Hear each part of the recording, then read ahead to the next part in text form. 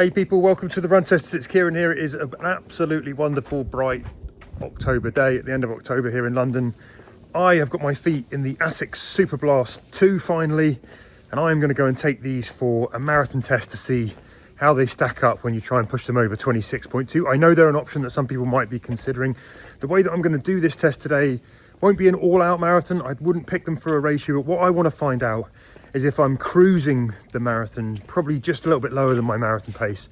And also I'm expecting to hang the last 6 miles, how these shoes fare over that. So if you're looking for a comfortable shoe that's just going to look after you over the 26.2, are the Superblast 2 a good shoe for that? I think all the feedback so far from a lot of the runners who've put their feet in them will probably say yes, but I want to go and find out. So we're going to go run the streets of London and put the ASICS Superblast 2 to the marathon test.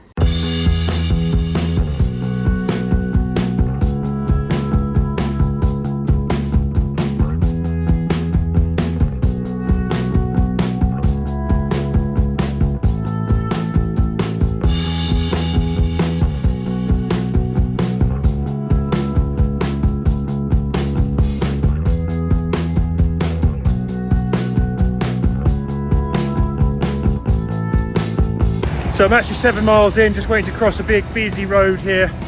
The ASICS Superblast 2 so far have been bang on.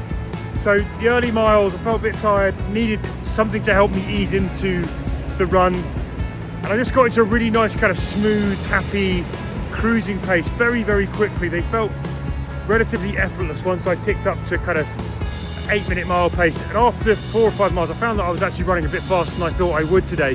And they're really helping the ASICS Superblast just keep that cruising pace, that momentum, that's kind of smooth transitions. There's enough softness, but there's enough bounce coming back, there's enough energy, which is just helping me flow through. I feel great in them today. The only time that I haven't felt, 100% bang on, when I'm going a bit slower, I do find them a little bit slappy.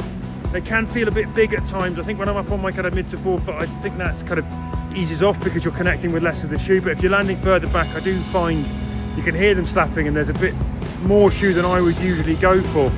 But I think really the key here is just settling into that pace that you could hold, and they are helping me do that so far. Those 7 miles have ticked over really quickly. The comfort on the foot is great. So far I've got nice roomy toe box. They're holding well in the heels. They feel nicely locked down. There's plenty of wiggle room.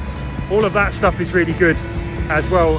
And they're running like a dream basically. They're exactly what you would want to be kind of cruising you through those early sort of miles of a marathon. So anyway, we're going to try and get across this big road now, crack into the middle bit of the marathon, and then we'll update you a bit later on.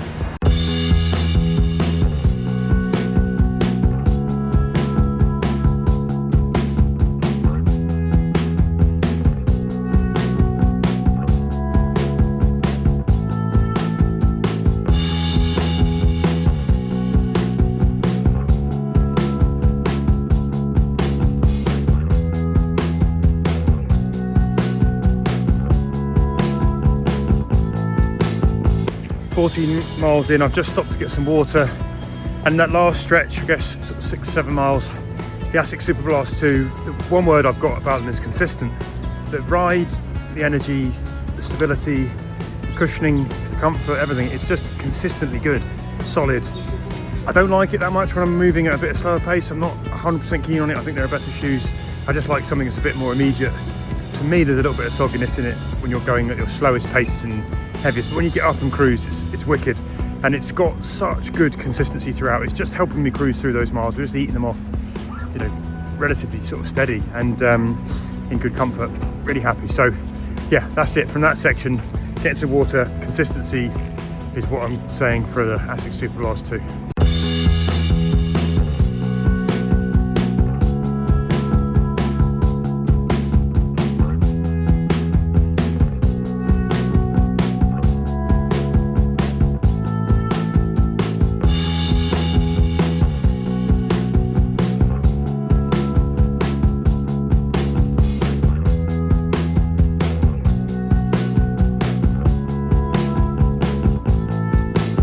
Quick word with 5.5 miles to go then. My pace has dropped quite considerably. The fatigue has set in as expected.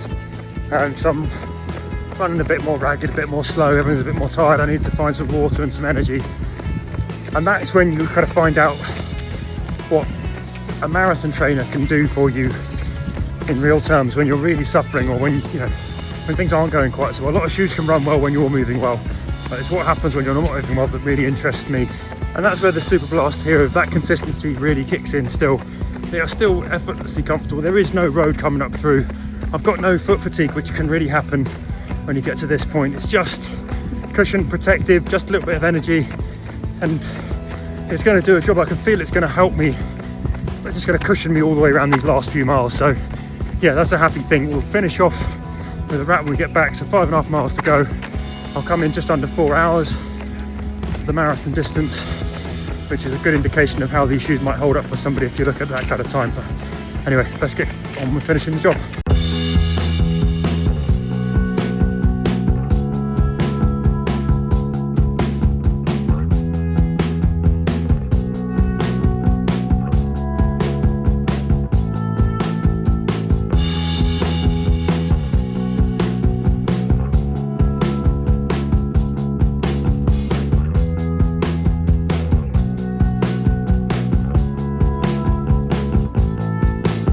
Marathon test done then in the ASICS Superblast 2. That's the longest I've run in these shoes. I was out there for 4 hours, kind of a mix of paces, actually put in some quicker miles towards the end, but generally it's like my cruising pace basically. So this would be, yeah, it's slower than marathon pace, but still ticking along nicely. Kind of 8-minute miles for me.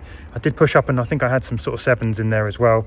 I didn't quite go up to kind of my full marathon pace in that, but that wasn't the point of the test. The test, I really wanted to see how these shoes held up for exactly that, just like a 4-hour cruise. And what I really wanted to know is what you've got, the difference between the first 6 miles, the middle 13 or whatever, 14, and then the last 6 miles, and really how those shoes hold up when tired and things are ragged and it's more difficult towards the end, which I think is a real testament to a shoe.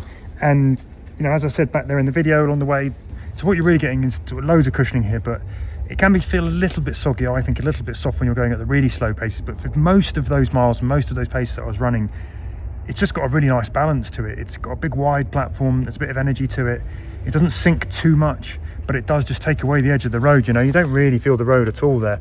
Compared to the test I did a little while back in the Adios Pro 4, which is obviously a more aggressive, more direct shoe. It's just a bit more a shoe that's going to require you to attack. These are just cruising comfort by comparison. It's just absolutely lovely, and they cradled me, they looked after me, they protected me. No foot fatigue coming up to the end there. I think consistency, as I said, is the main thing. You're getting the same ride throughout this from start to finish, and it's a ride that is just really reliable, really sort of comfortable. There's good feel on the feet, and yeah, you just know, now I do anyway, after having done that this shoe's got you right to the very end. The interesting thing is, actually, the last couple of miles I felt like I had a little bit more energy, and I pushed it up a bit and the shoes gave back, and they still respond when you want to go faster as well. If you want to give them a little bit more, they will give back, and that's a really interesting thing, because they've got you if you're not running well, but they've also got you if you are, and that's testament to a really good shoe. I think if you're a 4-hour plus marathon runner, or a bit heavier, or you're just going to be out there and you want to hedge your bets on the day about how you're going to race and run, or you just know it's not going to be your day, even the train hasn't gone right, and you just want a shoe that's going to look after you over the marathon distance, this is a great shoe. In the marathon test I did of the Nike Pegasus 41, I kind of said that as well about the Peg 41. These are better than the Peg 41 for that. There's just more protection. Some people might not get on with the fact they are a bit of a bigger shoe. They don't feel heavy on the foot, and I didn't notice the weight, or the size really most of that marathon distance. They don't feel necessarily like they're getting in the way. They do disappear into the background. So yeah, I think if that's you, if you're in the market for a shoe that's going to look after you 4, 5, 6, 7 hour marathon, you just want guaranteed cushion protection, it's going to give you a little bit of energy, then having done the marathon test, I think the ASICS Superblast 2 are definitely a shoe worth looking at. The good news is they will also cover you in a lot of your training up to that marathon distance. So although they're £200, I would say there's good value here if you're going to buy one shoe and use it for everything from training through to racing. Anyway, as ever, I'm now tired, I need a drink, I need some food, and I might do a little update back in the office. But that has been my marathon test of the ASICS Superblast 2 around London in what has been an absolutely glorious day here in October. Probably not so great for climate change, but there you go.